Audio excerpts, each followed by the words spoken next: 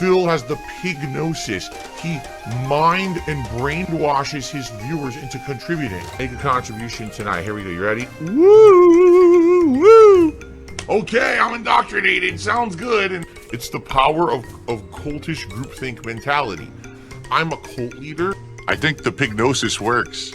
I will say this today, FYI, is the final day of the week for streaming on Kick, meaning anything that comes in today kind of applies for this week on Kick.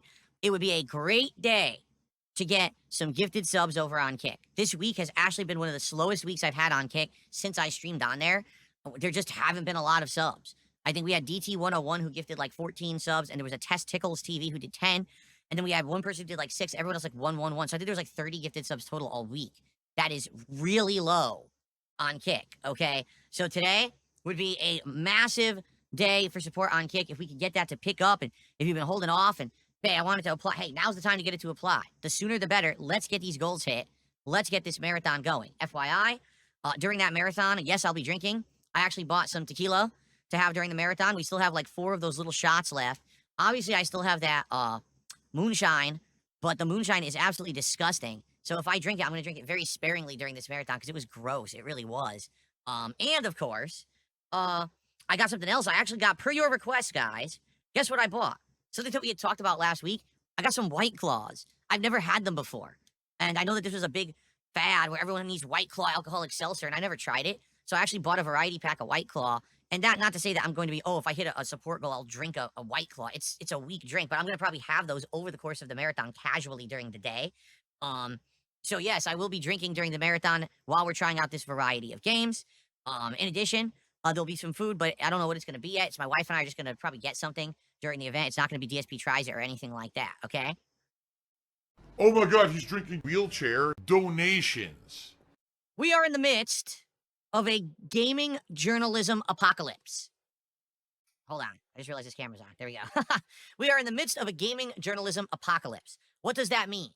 It means that over the last several days, some of these gaming journalism sites, and I definitely say that very loosely, because a lot of these sites, although they cover games, they also try to widely cover pop culture and other things. And quite frankly, they try to interject things like politics into their coverage, which is ridiculous because you're supposed to be neutral when you cover this stuff if you're truly a journalist.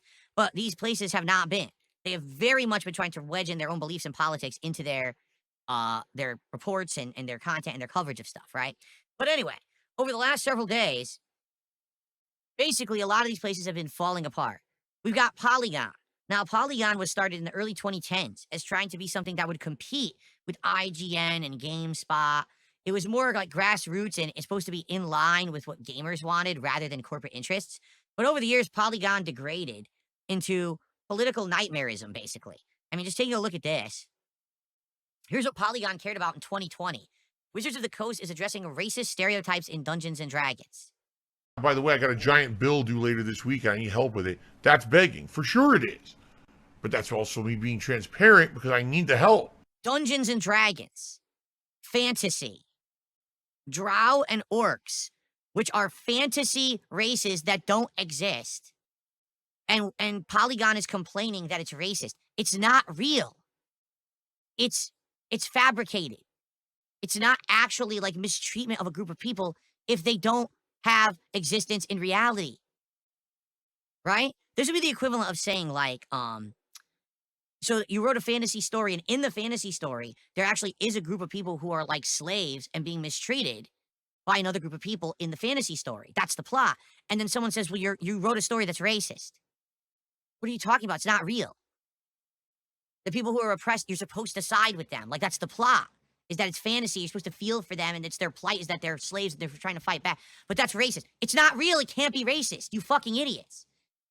It's very salty, but it also has this like sour flavor to it. It does. I've got this aftertaste in my mouth. Ugh. That just, it's not going away. It's a lingering saltiness in my mouth that is just not very pleasant. But that's what I'm saying. They're just out of their minds. The stuff that they've written over the years is just, it's insanity. Where was the article about, where is it? Here it is. This is the best. Hogwarts Legacy wants to make everyone happy, but Harry Potter gets in the way. Rowling Spectre looms above a vapid open world. Did you even play Hogwarts Legacy? Harry Potter isn't in the game, and J.K. Rowling didn't have any influence on it. She wrote none of it and didn't actually have a hand in the game being made at all, and it's not even the plot of Harry Potter. And this is what Polygon writes. This is some of their articles that they've written in the last 5 to 10 years have just been insanity. Okay? So it's obvious clickbait nonsense. Disney's hottest ranked animal characters. Wait, what?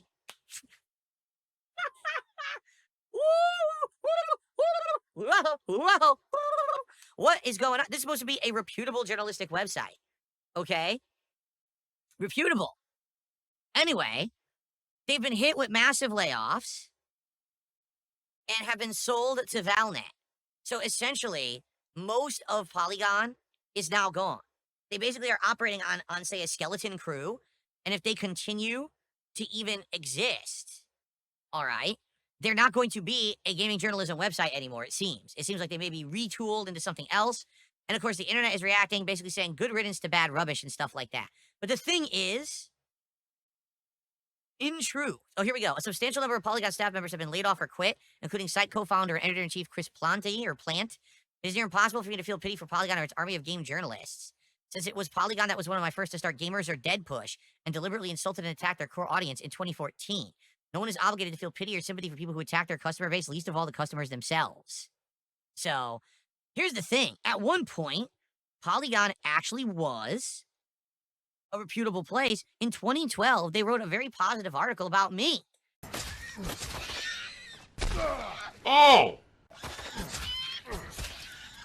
It won't die. It's an immortal pig. Look at this. What the fuck? It never dies.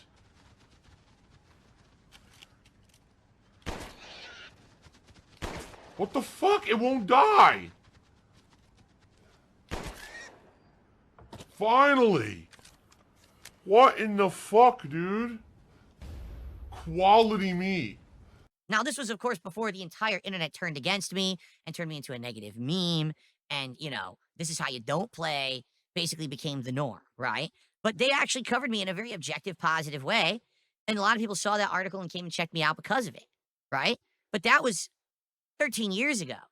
So much changed during that time frame where they just were so desperate for attention and trying to be relevant in the whole gaming journalism landscape that they went off the deep end, okay?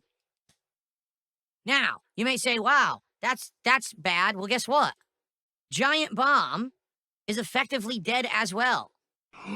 Oh my god. Please consider supporting the stream in some way. At this point, not only have we hit a support goal, but we exceeded it, and we are almost to a second goal.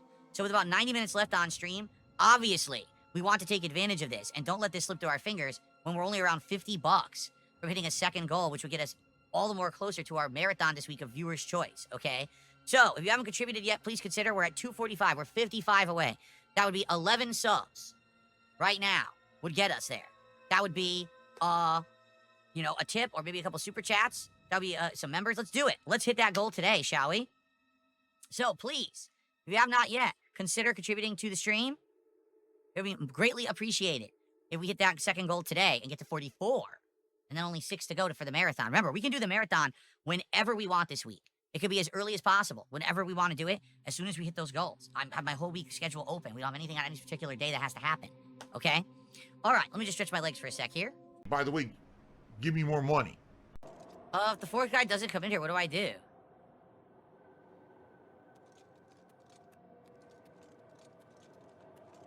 He's supposed to be right here, but he didn't show up because he's a moron.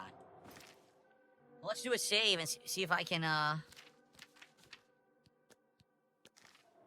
if I can, like, quit out and reload it, maybe he'll show up. Because right now he's bugged and he's not coming in here. Obviously, I can't make him walk in here. He's supposed to come in here for himself. He's an idiot. See? Like, there's nothing I can do about this.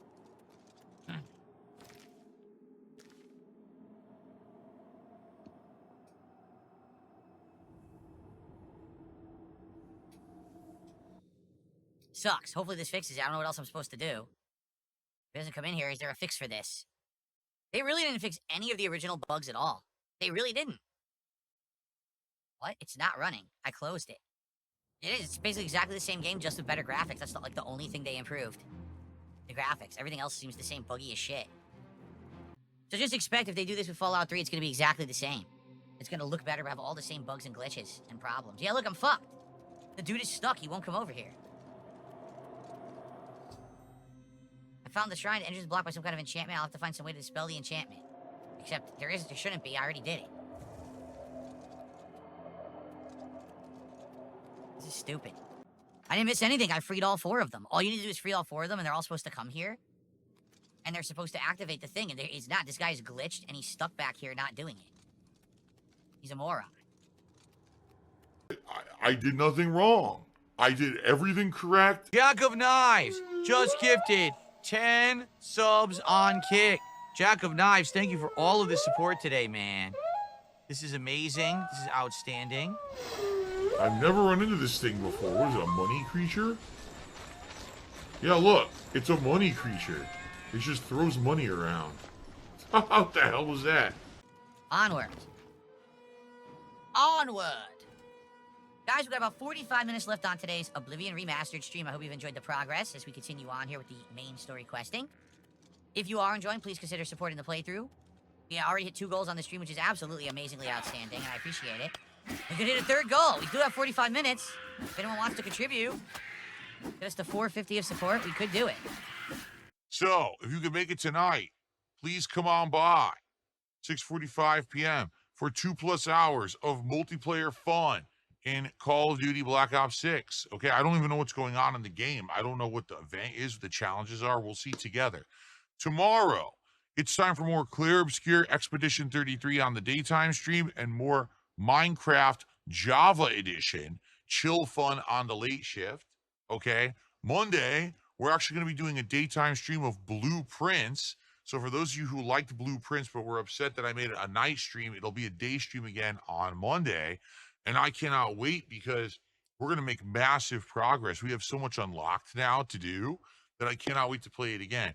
And Monday night is going to be an indie game. We don't even know what we're doing yet. It could be Balatro. There's still this back here. And it's still in the back of my neck, the back of my head, the back of my mind, and it's always telling me it's WWE Champions time. I love it. I love it. Is a mobile game addict. Phil has indoctrinated children who send him money, blatantly milking for money. It's a money pit. It's gone, just gone like that.